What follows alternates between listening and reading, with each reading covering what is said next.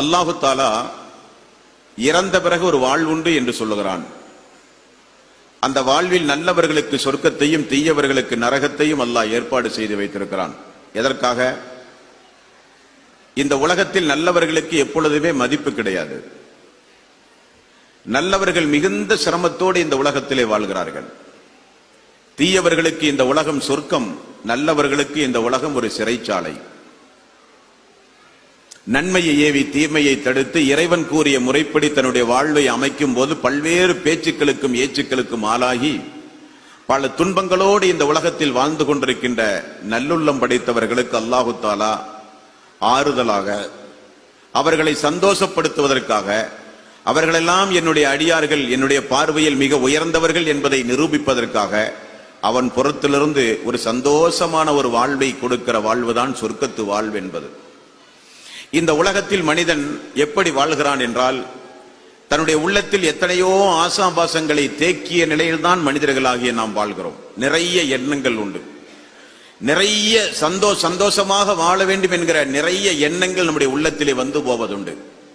ஆனால் நினைத்ததையெல்லாம் வாழ்கிற வாய்ப்பு இந்த உலகத்திலே நமக்கு கிடையாது. காரணம், நோய் வந்து விடலாம், முதுமை வந்து விடலாம், ஏன் மரணம் கூட வந்து விடலாம். மரணம் வந்தால் நிறைய ஆசாபாசங்களை உள்ளத்திலே தேக்கிய நிலையில் தான் மனிதன் மரணிக்கிறான். அப்படியானால் மனிதன் என்ன நினைக்கிறான் என்றால், இந்த உலகில் இறைவனுக்காக வேண்டி பாடுபட்டு வாழ்ந்த நாம் நீண்ட காலம் வாழ வேண்டும் என்று மனிதன் நினைக்கிறான். நோய் நொடி இல்லாமல், முதுமை இல்லாமல், பலகீனம் இல்லாமல், மரணம் இல்லாமல், எந்த வகையான ஒரு பலகீனம் கூட இல்லாமல் நீண்ட காலம் வாழ வேண்டும் என்று மனிதன் எண்ணுகிறான். அவனுடைய எண்ணத்தை அல்லாஹ் பூர்த்தி செய்வதற்குத்தான் அந்த நாளில் அல்லாஹ் ஒரு வாழ்க்கையை வைத்திருக்கிறான். அந்த வாழ்க்கையை நோக்கியுள்ள பயணம் சொர்க்கத்து பயணம் என்பதுதான் படைத்தவனை நெருங்க படைப்புகள் எதற்கு என்கிற இந்த மாநாட்டினுடைய இறுதி தலைப்பு. அல்லாஹு தாலா நம்மை ஆரம்பத்தில் நம்முடைய தாயினுடைய கருவறையில் குறிப்பிட்ட காலம் நம்மை வாழ வைத்தான். அந்த தாயினுடைய கருவறையில் 9 மாத காலம் 10 மாத காலம் வாழ்ந்த நாம் மீண்டும் ஒரு பயணத்தை மேற்கொண்டு இந்த பூமிக்கு வந்தோம்.